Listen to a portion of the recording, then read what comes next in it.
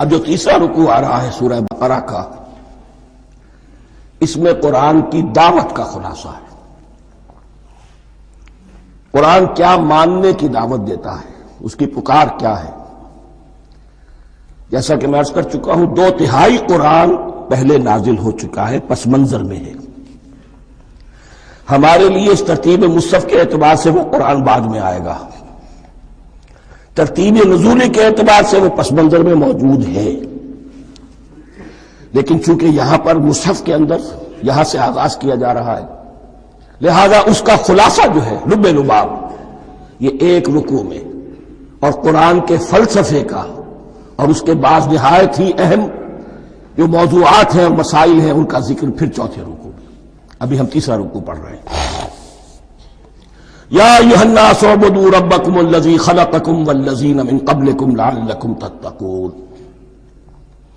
اے لوگو، بندگی اختیار کرو اپنے اس رب کی، اپنے اس مالک کی جس نے تمہیں پیدا کیا، اور نہ صرف تم کو پیدا کیا، تم سے پہلے جتنے لوگ گزرے انہیں بھی پیدا کیا تاکہ تم بچ سکو۔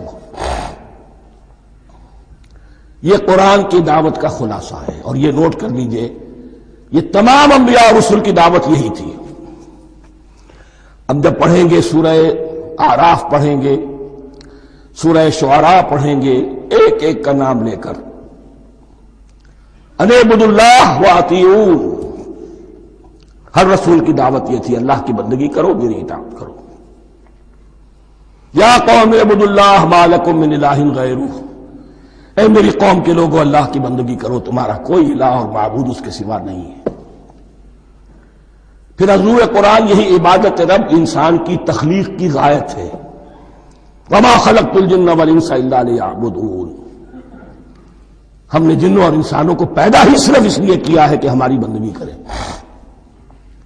لیکن یہاں ایک فرق بہت بڑا ہے، تمام رسولوں کی دعوت یہی ہے، محمد الرسول اللہ کی بھی یہی ہے، لیکن بڑا فرق کیا ہے؟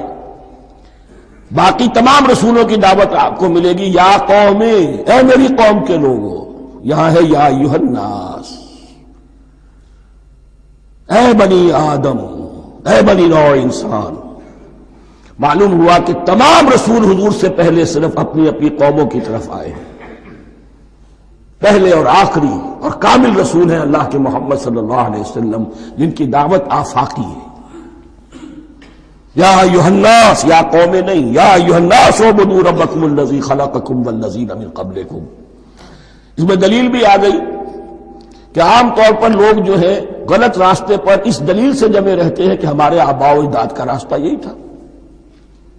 تو بھائی جیسے تم مخلوق ہو ایسے وہ بھی تو مخلوق تھے، جیسے تم خطا کر سکتے ہو وہ بھی تو خطا کر سکتے تھے۔